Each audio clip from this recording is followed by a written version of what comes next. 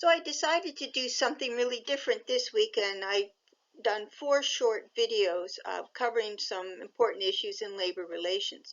In this video, we're going to answer 3 questions. What's a union? Who's unionized in Canada? And what's a legislative framework for labor relations? And this is the framework that I'm going to be setting using for the video. So this is the first one where we're talking about union, and then the following 3 look at legal rights, negotiating the terms and conditions, and administering the collective agreement. And I just wanted to give you an idea about the democratic structure of a union. If I had done an organizational chart, probably this triangle would be the other way around.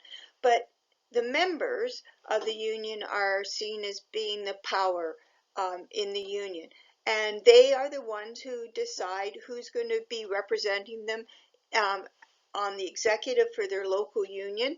And then that local union influences what happens within the parent union. And then for some unions, they are also members of an international. So for an example would be, I was a member of the Ontario College unions, and there were 26 different locals because each college had a separate local. And then they belonged to an overall parent union that made decisions. Now, in this particular example, there wasn't an international union that we were part of, but it gives you an idea of how that structure works.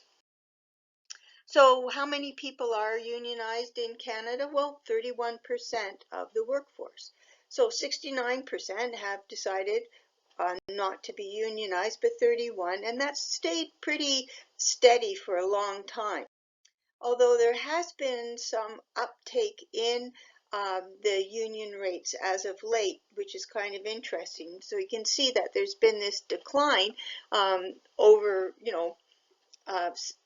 the years, but just since 2018, they've seen an uptake in union density. And so I was thinking, what are some of the stories I've been hearing? Well, certainly Amazon has been big in the news, and here we have the Teamsters trying to organize a group at Amazon. There was a big story about a year ago where Fedora workers were trying to unionize, and they were successful in unionizing, but Fedora left Canada. But this is a real important piece because this was the first of the gig economy trying to use the union to give them more power and influence. Of course, you guys, this wasn't in Canada, but it was very important that the Starbucks in the United States got unionized or certified. And you can see here, Unifor, which is one of the larger private sector unions, is launching a campaign to improve warehouse working conditions. And translated, that means they're going after places like Amazon. This slide is really interesting because it shows the split of union workers between the public and the private sector. So public sector being government employees and quasi-government employees at 83%. And look at the private sector, 17%. And this is a result of a lot of the changes that have happened with globalization, with outsourcing, and also with changes in how manufacturing happens and the reduced number of people.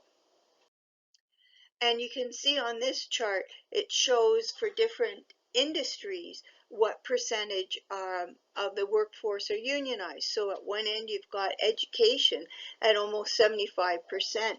And then you can see manufacturing, which used to be like the hotbed, down to 24%. So some real changes there. So let's look at the legislative framework. So how does the government pass laws that influence the relationship between union and management? So when we look at the legislative framework, we start with the Charters of Right and Freedom, which gives us the right to belong to a union. And then going back to week 1, based on the jurisdiction that your organization is in, you would be covered either by federal legislation or by provincial labor legislation. And then there are there's separate legislation for some public workers. So in Nova Scotia, for example, there's separate legislation for the teachers, for civil servants, and for highway workers. So common elements that you're going to find in all labor relations legislation. Well, first of all, they're going to explain the process that you need to follow in order to become unionized. So that's called certification. They're going to set a minimum term for the collective agreement. Usually a year is the shortest that it can be. And it's going to establish the procedure that you have to go through in order to be in a legal strike or lockout position. It's also going to explain how you're going to resolve disputes during a collective agreement. We're going to get to that in the 4th video. And also it defines what unfair labor practices are. Finally, they are going to establish a labor relations board, and the labor relations board is responsible for any complaints around the breaking of the legislation. So what legislation applies to your workplace?